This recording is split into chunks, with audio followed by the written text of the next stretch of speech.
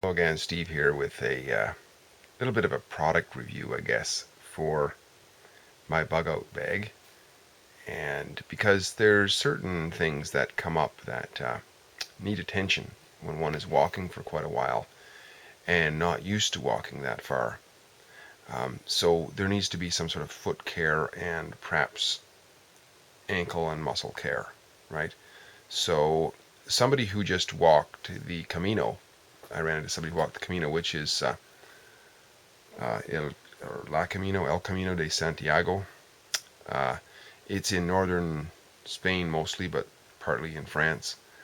800 kilometers. It's about 500 miles. And the guy's over 70 years old. He walked it. And he told me a couple of things that he suggested for foot care. And, uh, and I also got one more thing for joint and muscle care.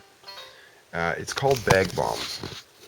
It is sold at agricultural stores and also at feed stores. It is for treating udders on cows and their tits, or teats as some people call them. It says right there, for bunches, caked, bags, cuts, sore teats, chapping and inflammation.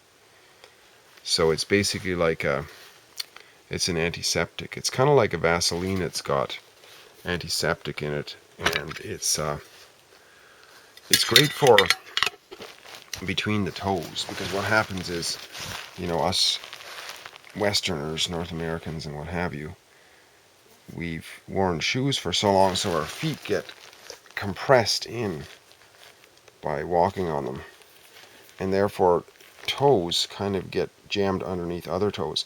So for walking, this sort of action can take place, and after a long time we get calluses and so on. It becomes very difficult to walk. So if you put something, Vaseline you can use too, I'm told. But this Bag Balm seems to work quite well. It's very slippery. It's like a Vaseline, but it's also an antiseptic. So if there's any inflammation or, I guess, potential for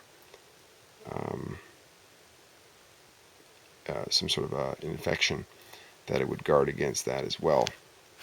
So that's Bag Balm. I've used it. I used it the last 2 days. I walked 50 kilometers with Bag Balm, and I had a bit of a sore area there, and it seemed to work quite well. So that's a good little something to carry along, or a little bit of it, anyways.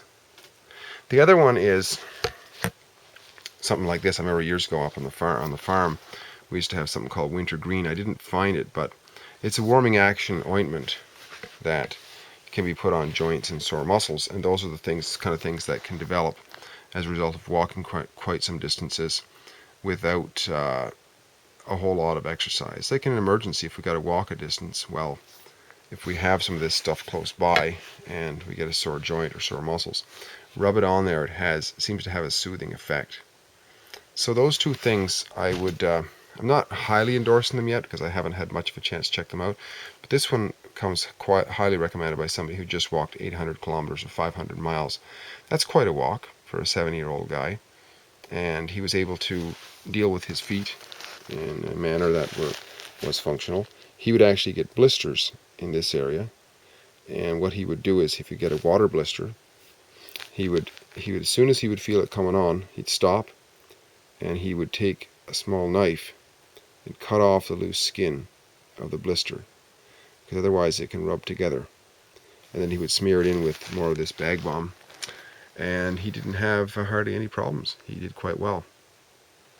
This one I've tried it out a few times. I've got one knee that I can feel once in a while. It's, needs a bit of breaking in, and I put some of this stuff on. It has a nice warming effect, and it really seems to soothe it down and allow me to just keep going. So those are two products that you might want to consider if you're going to be going on a long hike with your bug out bag.